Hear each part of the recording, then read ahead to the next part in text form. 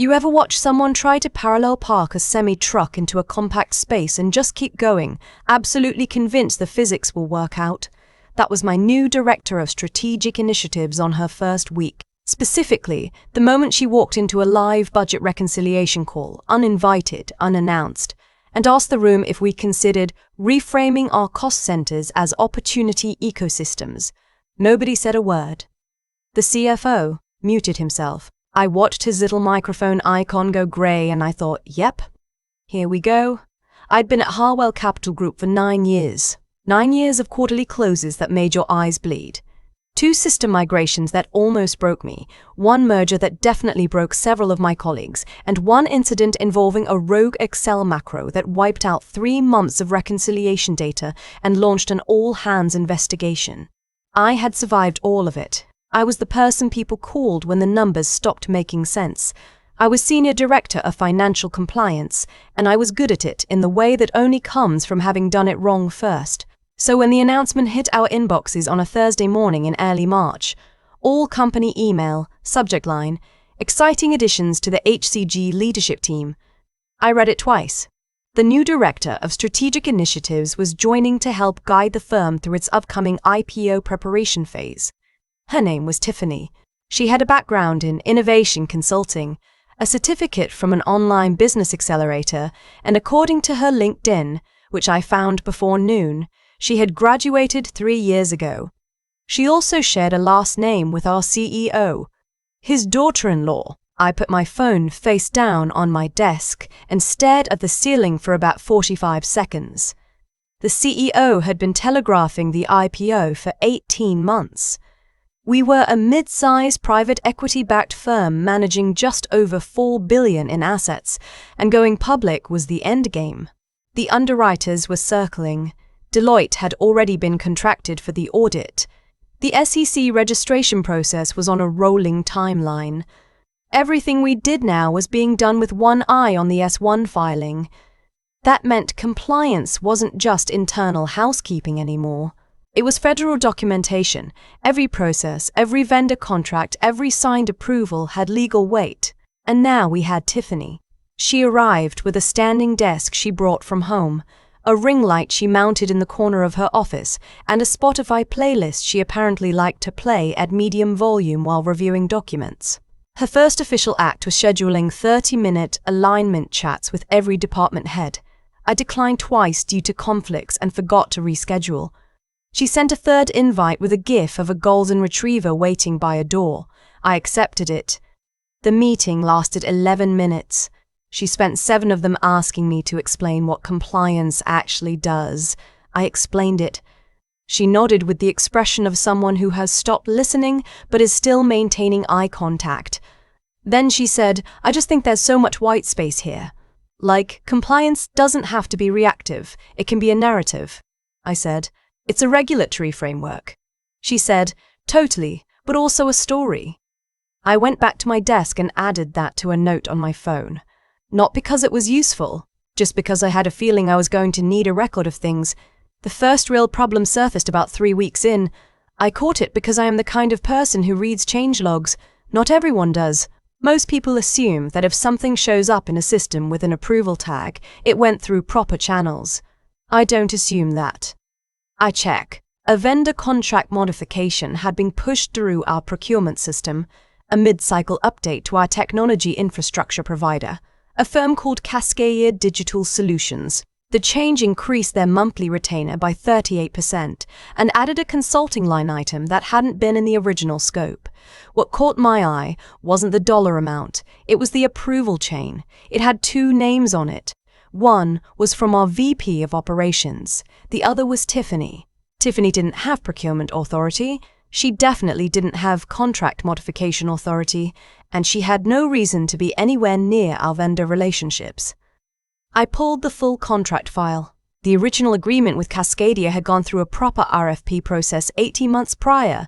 3 competing bids, documented evaluation, legal sign-off, the works. The modification had none of that. It was just a change order, filed under a provision that was technically meant for minor scope adjustments under $10,000, except this wasn't minor and it wasn't under $10,000. I flagged it to legal. The attorney I worked with, a quiet, methodical woman who had been with us for 6 years, read my email and then appeared in my doorway about 20 minutes later. She had a look on her face I recognized.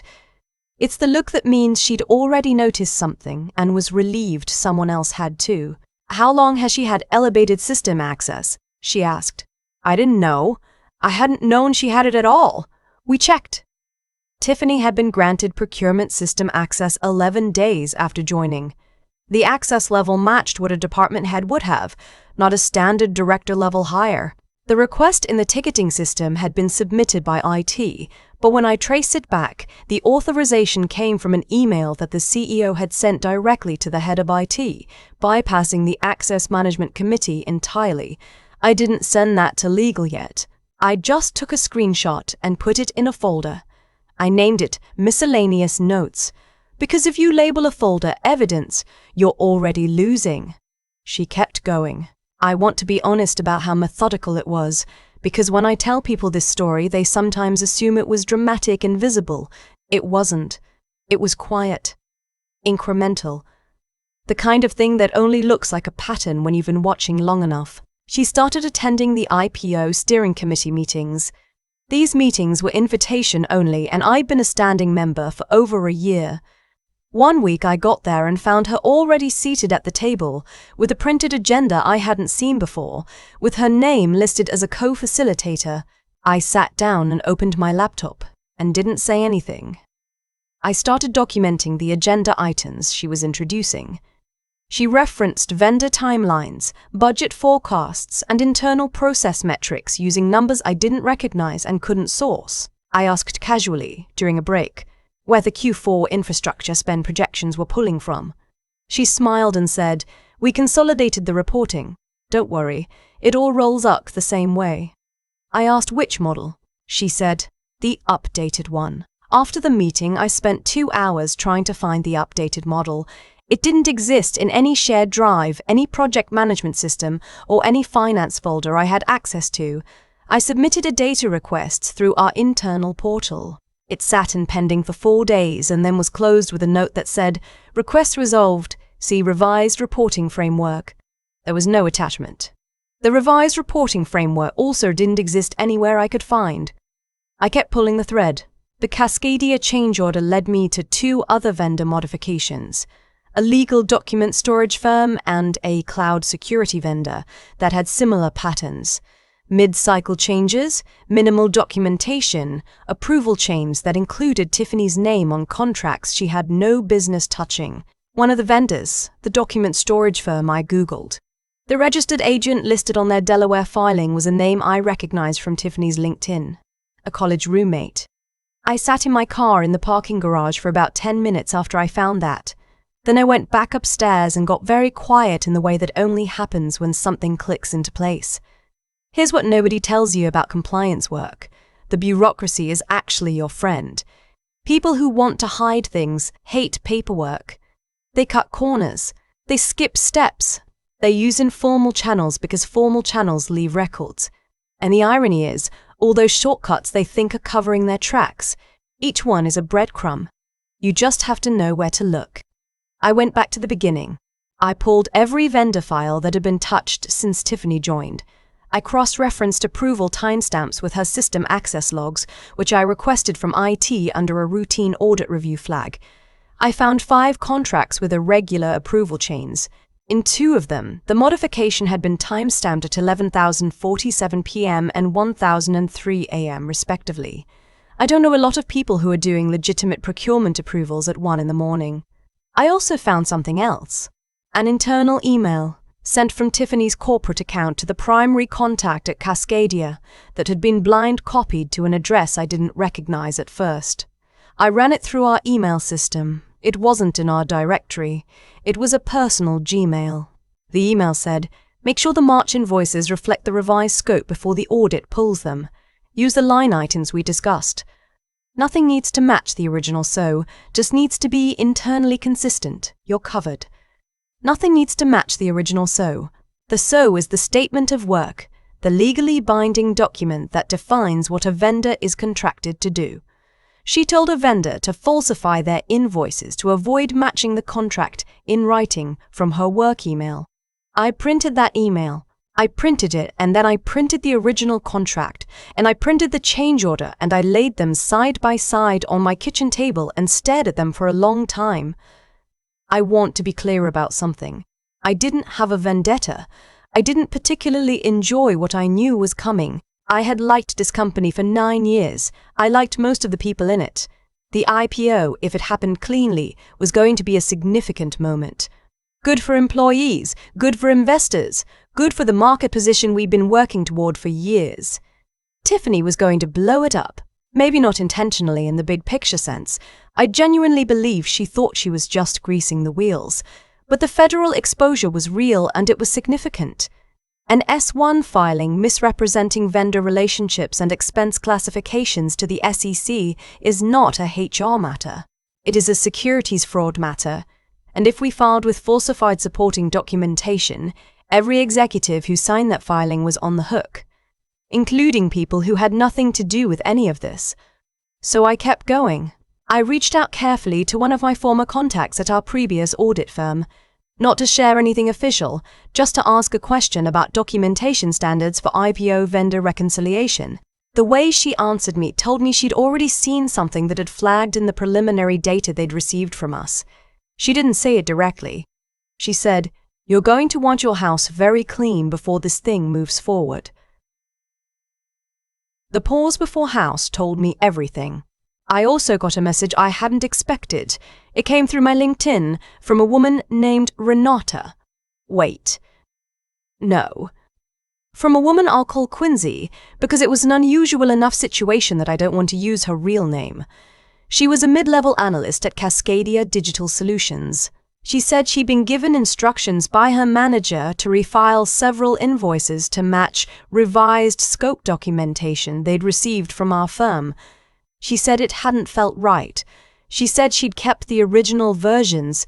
She asked if there was someone she could talk to. I gave her the contact information for the Deloitte lead on our audit. I didn't tell her what I was doing. I just said if she had documentation that didn't match what her company had submitted to us, that would be relevant to the current audit process, and the audit firm was the right place for that to go. 2 days later, I got an email from the Deloitte lead asking for a meeting. The meeting was set for a Monday. I spent the weekend doing something I'd never done before, which was build a timeline the way I imagined a federal investigator might. Not just dates and documents, but intent. The pattern of decisions. Who approved what, in what order, at what hour, through which channels. I printed it all and put it in a blue accordion folder that had previously held my daughter's kindergarten artwork. I transferred the artwork to a shoebox. My husband asked what I was doing. I said, work stuff. He knows me well enough to know that's the version of, I'll explain later, that means I'm not ready to talk about it yet.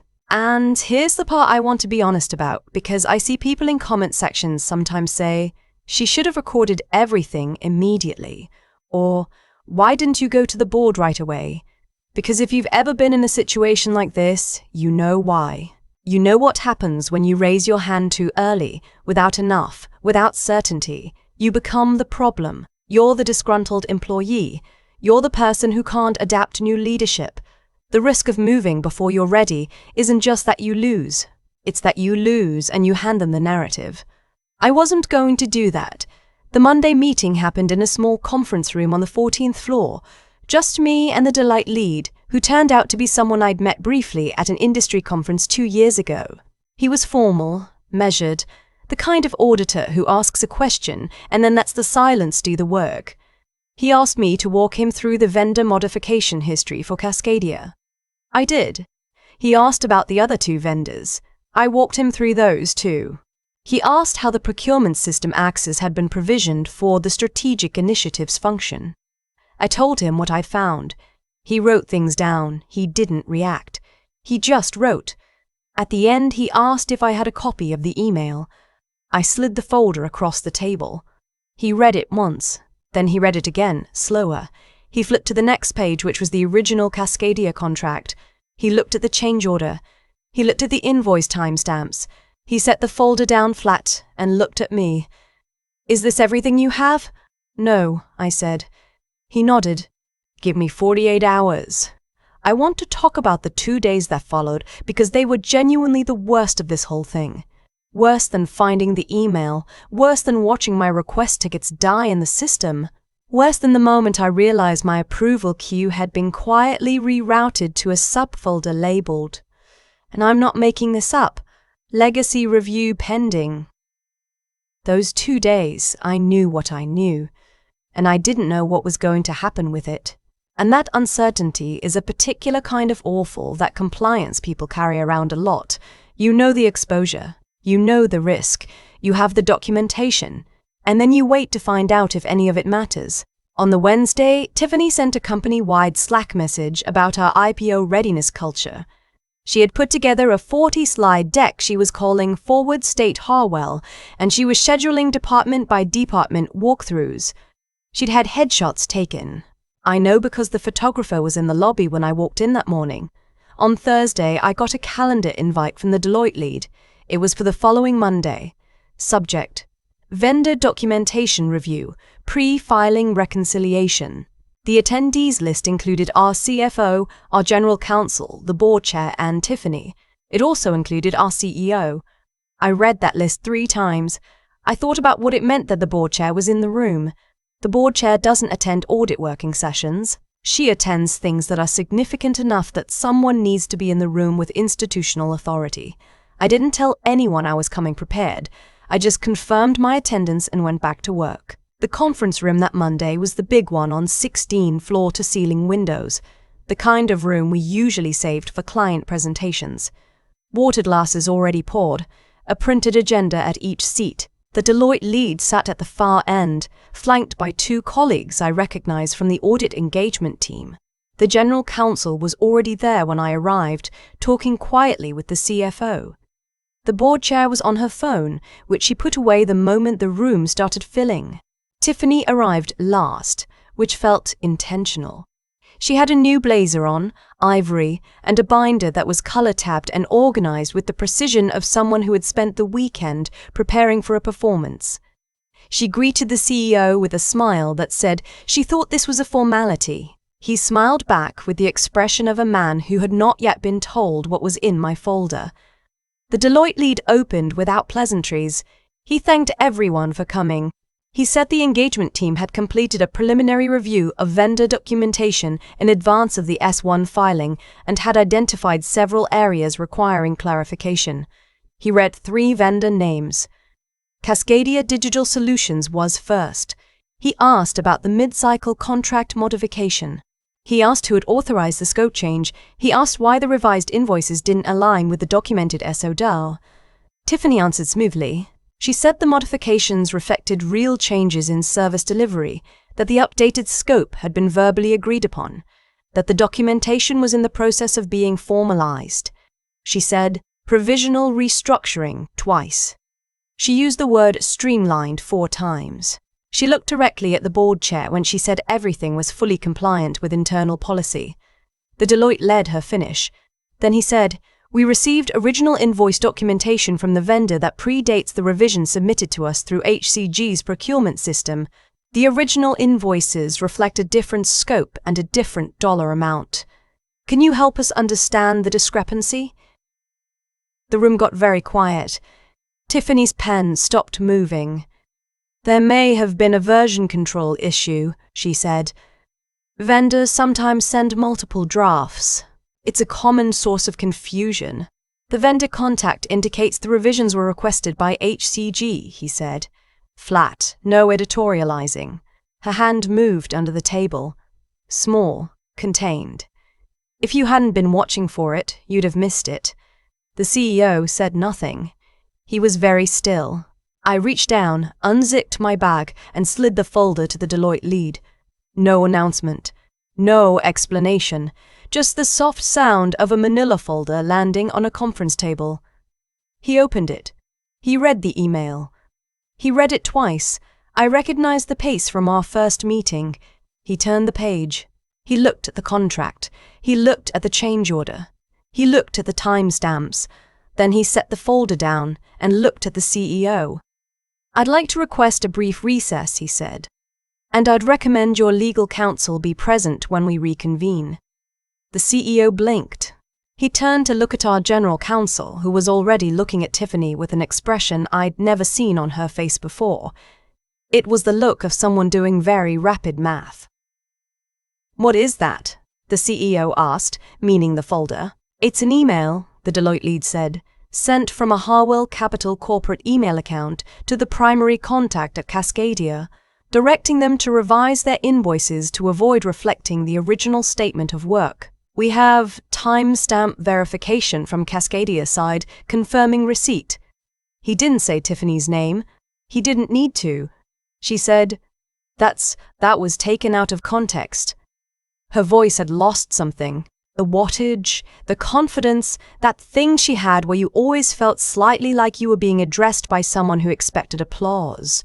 It was gone. She said, "That was an internal communication about operational alignment. It wasn't an instruction to falsify anything." The Deloitte lead said the phrase, "nothing needs to match the original so" suggests otherwise. Silence. The CEO's face did a thing that I don't quite have words for. It wasn't just shock. It was the particular collapse of someone who had trusted a family member in a professional context and was now understanding in real time, in front of witnesses, what that decision had cost. He looked at her the way you look at a stranger. "Tiffany," he said. Just her name, nothing after it. She looked at the folder. She looked at her binder. She looked at the window. A skyline might have an answer. She did not look at me. The board chair cleared her throat and said, in the measured voice of a person who has been through corporate crises before, "I think we should recess." She looked at the Deloitte lead. "We'll reconvene in 1 hour with counsel present and a clear understanding of the documentation chain." Then she looked at the CEO, and the look was professional and kind, and completely without mercy. "We'll need to discuss the scope of this before we go further." We recessed. I got coffee from the break room. I drank it standing at the window, watching the street below. Nobody came to talk to me. That was fine. That wasn't what this was for. An hour and 20 minutes later, the meeting reconvened without Tiffany. She had been asked, I found out later from the general counsel, who called me that evening, to step back pending a review. Not fired, not arrested, nothing dramatic.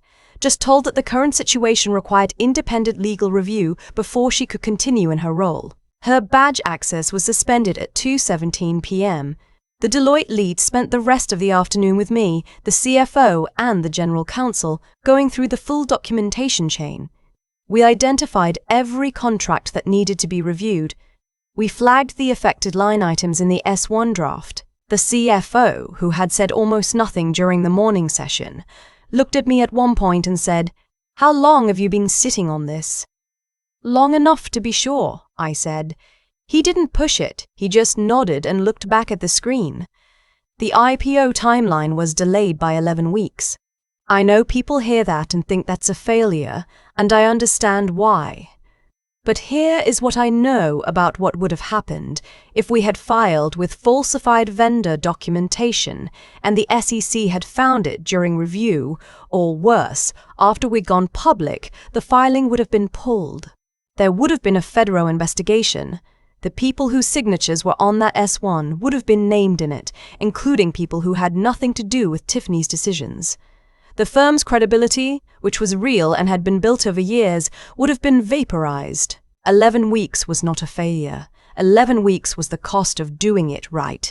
I heard through the general counsel that Tiffany's personal legal situation was ongoing. I heard her husband, the CEO's son, was not at the next several board dinners. I did not ask for updates. It wasn't my business. The part that was my business was done.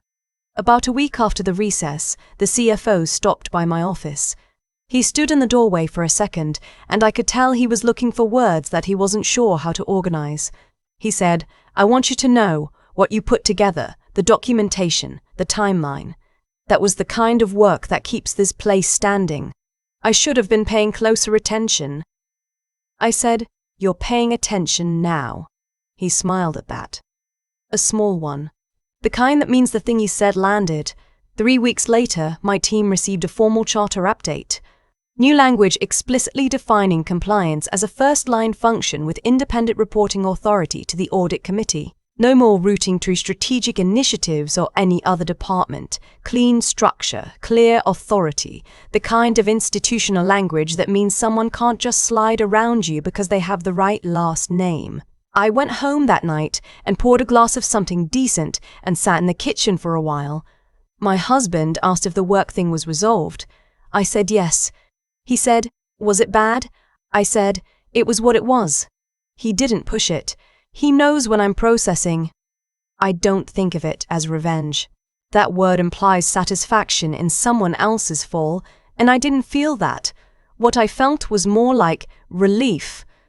The kind of relief that comes from knowing the thing you were watching for was real, and that you had the patience to wait and the judgment to move at the right time. I wasn't protecting myself. I was protecting the work. Protecting the people whose names were going to be on that filing. Protecting the integrity of a process that a lot of people had worked very hard to get right. And honestly, protecting the company from Tiffany's version of the future, which, based on everything I'd read, was one where the optics stayed clean and the foundation quietly rotted. I still have the folder. It's in my home office, in the same cabinet where I keep the kindergarten artwork. Blue accordion file. Red tabs, printouts in order. Some things you keep, not because you think you'll need them again, but because they're proof that what you saw was real, that you didn't imagine it, that you did the thing you were supposed to do, in the way you were supposed to do it, even when it was hard and slow and uncertain and nobody was watching. Nobody except everyone who signs a compliance charter, which, as it turns out, is a longer list than most people think. Thanks for being here. Hit subscribe because this channel runs on people who stayed until the end, and you stayed until the end. I've thought a lot about what made this whole thing work, and I don't mean work in the sense of Tiffany getting escorted out, or the audit finding what it needed to find. I mean what made it possible at all. Because none of it was luck, none of it was some dramatic moment of courage. It was just a series of small, deliberate decisions made over several months by someone who refused to stop paying attention. Tiffany made a fundamental miscalculation. She looked at the structure of the organization and decided that proximity to power was the same thing as power itself. She had the CEO's name, the CEO's ear, and access she'd been handed without earning. And in her mind, that was enough. It didn't occur to her that the firm had 9 years of institutional memory sitting 2 floors down, keeping notes in a folder labeled miscellaneous. That's the thing about shortcuts. They feel efficient right up until the moment they don't. Every modified invoice, every informal approval chain, every email sent at 1 a.m. from a corporate account telling a vendor to falsify their paperwork, each one felt like a solution and was actually a liability accumulating interest. By the time the Deloitte lead read that email in the conference room on 16, Tiffany hadn't made one mistake. She'd made dozens. They'd just been invisible to anyone who wasn't looking. I was looking. And here's what I want to say about that, because I think it matters. The looking wasn't heroic. It wasn't righteous. It was just the job. It was the thing I had trained myself to do over 9 years of caring about whether numbers told the truth. Compliance isn't glamorous. Nobody puts it on a LinkedIn banner or builds a personal brand around it. But it is the difference between a company that survives a crisis and one that implodes because someone decided the rules were optional for them specifically. What I learned, what I keep coming back to, is that integrity isn't something you perform when people are watching. It's something you practice when nobody is. The notes I kept, the backups I made, the timeline I built on a Saturday afternoon while my family was watching TV in the next room. None of that happened because I was trying to be a hero. It happened because I had long ago decided that the way you do the work matters as much as whether the work gets done. Tiffany thought she was building something. A reputation, a career, a version of the company shaped around her. What she was actually doing was spending down other people's trust. The vendors who got caught in her instructions, the colleagues who were told to quietly reroute processes, the CEO whose name was going on an SEC filing he didn't fully understand. That kind of spending always comes due. It doesn't matter how good the blazer is or how polished the presentation deck looks. Eventually, someone reads the footnotes. I think about Quincy sometimes, the analyst at Cascadia who reached out because something felt wrong. She didn't know what was happening. She just knew the instructions she'd been given didn't sit right, and she decided to say so. That took something real. It would have been much easier to refile the invoices and say nothing. But she kept the originals. She reached out, and without that, my folder was circumstantial. With it, it was conclusive. That's what I want people to take from this. Not document everything, though, yes, document everything. But more than that, the small decision to do the right thing when it's inconvenient, when it's risky, when nobody's going to thank you for it. That decision compounds. It quietly builds the kind of record that, at the right moment, in the right room, changes everything. I'm still at Harwell, still running compliance. The charter language is cleaner now, and my team has reporting authority that nobody can quietly route around. The IPO happened 11 weeks late, and it was clean. That's enough. That's actually everything.